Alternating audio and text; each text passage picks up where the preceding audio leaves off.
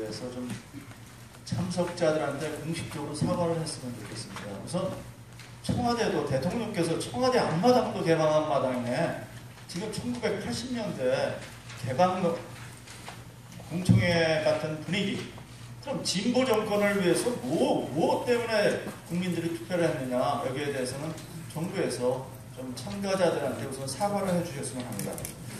저는 이번 정부에서 문재인 정부는 모든 농민들의 지지를 얻어서 당선되셨습니다. 그리고 역대 대통령 보십시오. 취임 첫 해에 농업 때문에 굉장히 농산물 개방 때문에 어려움을 겪었습니다. 김영삼 대통령 93년도에 쌀 한 톨도 개방하지 못한다고 해갖고 국정 운영이 논란이 되었습니다. 이명박 대통령 한미 FTA 타결된 과정에서 미국산 수입 쇠고기를 재개함에 따라서 광우병 논쟁이 4개월 동안 종로에서 촛불 시위에 시작이 됐었죠. 그리고 문재인 정부 처음에 갑자기 트럼프의 일방적인 공세에 의해서 FTA 개정협상이 시작되었습니다. 이 개정협상을 제대로 처리하지 못할 경우에 새로 출범한 이 정부는 국민들의 신뢰를 잃고 굉장히 흔들리고 국정 운영이 어렵게 되지 않을까 생각합니다. 이 정부가 가장 폄하하는 이유가 뭡니까?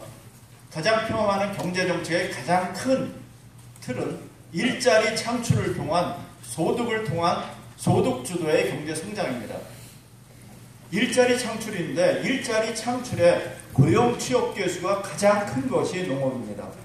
농업이라는 것은 10억 원을 창출하는데 사람이 필요한 산업이 고용 유발 개수가 32.9로 전 산업 분야에서 가장 큰 수준입니다.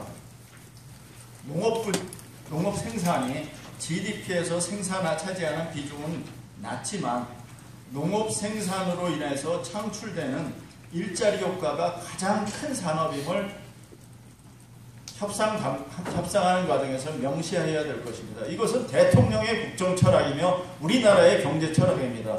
이것을 통하여 농업 부문에 많은 실업자들이 창출된다 생각하면 농업 부문에 있는 농업인들은 다른 산업에서 재취업 기회를 얻을 수 없는 분들이 대부분입니다. 그리고 많은 제조업 부분이나 서비스업 부분에서 많은 부분이 요새 귀촌하고 있습니다. 이분들이 갈 데 없었을 때 정치, 경제, 사회 불안 문제, 과연 정부가 표명하는 일자리 창출은 무엇인가를 다시 한번 염두에 두면서 협상을 시작했으면 합니다. 특히 농업 부분에서는 가장 자본집약적인 산업입니다. 여기 오신 분들이 아까 사회자께서 다 농업 부분에 많이 배정을 했다고 하셨는데 다른 부분에는 피해가 없기 때문에 피해가 크지 않기 때문에 아는 겁니다. 기업하는 사람이 자기네들이 손해가 안 되면 여기에 와서 벌떼처럼 몰려왔을 것입니다. 여기 이진명 박사님이 발표하신 발표문에 보시면 제조업 부문에 관세 인하라든가 수입 제한 조치라 이러한 것이 한국보다 미국이 많습니다. 그리고 한국의 자동차 산업은 세계의 경쟁력이 있는 산업입니다.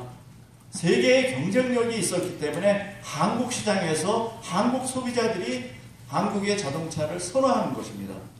저는 사회자께서 말씀하신 게 얼마나 여기 농민들이 얼마나 답답했으면 이 자리에 나왔겠습니까? 이 자리에 산업자원부에서 농업 부분을 배정해달라고 요구한 것도 아니고 특별히 배정한 것이 아닙니다.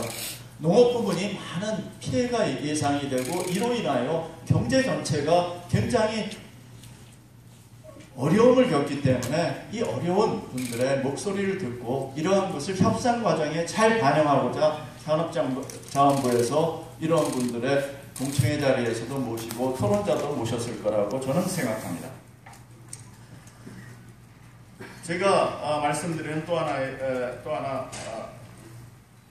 하나는 농업 개방으로 농산물의 일부 품목에 굉장히 피해가 굉장히 많을 분야에 있을 때 농업 분야의 다른 파트로 이동하게 됩니다. 농업 부분에 농경지 면적은 지금 170만 헥타르입니다. 쌀이 차지하는 게 80만 헥타르입니다. 쌀에서 3%, 2%나 3%만 움직였을 때 배추, 무 재배 면적이랑 똑같습니다. 그러면 배출 면적이 2배가 됐다면은 그 전 산업 부문이 큰 피해가 납니다. 쌀이라는 건 절대 더 이상 개방할 수가 없습니다. 예를 들면은 우리가 왜 백의 민족입니까? 우리가 제주도에서는 쌀이 안 나타납니다. 쌀이 재배가 안 됩니다. 그렇지만은 쌀이라는 것은 우리나라 기후 풍토에 맞기 때문에 물을 담보할 수 있는 담수 기능이 있는 유일한 장목이 쌀입니다. 이러한 쌀이 없다면 홍수도 조절 안 되고 전 국토가 굉장히 피해가 많을 거라고 생각합니다. 그래서 정부가 누누이 말씀하셨습니다. 우리 정부는 미국이 불합리하고 일방적인 요구를 할 경우 끌려가지 않겠으며 농업은 우리 정부의 레드라인이며 추가 개방은 없으며 한미 FTA 폐기도 우리 옵션 중에 하나라는 약속을 지켜주셨으면 합니다. 이 협상 과정에서 농업인들이 왜 이렇게 나와서 울부짖고 있는지, 여러분들이 쌀 1톤이 쌀 1g씩만 사람이 더 적게 먹는다면 얼마입니까? 5만 톤입니다. 5만 톤이라는 것은 우리가 정말 상상할 수가 없는 큰 수치입니다. 농업이라는 것이 다시 한번 무너지면은 제조업이라는 것은 전환이 가능합니다. 농업 부분에서는 전환이 불가능한 산업입니다. 비가역성 있는 산업이기 때문에 많은 나라들이, 노르웨이 농민들은 WTO를 반대하기 위해서 오슬로서부터 제네바까지 걸어서 왔습니다. 이것은 우리나라만에 있는 농업의 문제가 아니라 농업이 갖고 있는 식량 안보, 그리고 국토 보전, 기후 변화, 환경 보전, 우리들의 삶에 따뜻함을 주는 그린 기능. 그래서 EU에서는 기본적인 보조와 더불어 그린 보조금 그리고 농촌 개발 보조금을 하고 있습니다. 하지만 우리나라는 2017년에 한미 FTA 보완 대책이 10년째로 종료가 됩니다. 한미 FTA 국내 보호 대책이 종료되는 것을 비롯하여 앞으로의 대책이 지금 나타나 있지 않습니다. 그러니까 농민들은 여태까지 FTA로 굉장히 개방폭이 그나마 10년 동안은 적었습니다.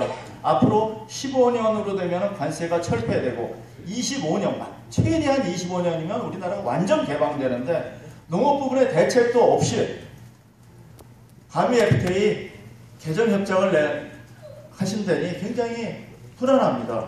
그래서 정부에서는 이제까지 한미의 보완 대책이라든가 농업 투인자 대책에 대한 객관적인 평가를 통하여 앞으로 개정 협상과 더불어 농업인들을 위한 국내 농업 대책 제2차 한미 FTA 보완 대책 수립이 필요하다면서 제 토론을 마치겠습니다. 감사합니다.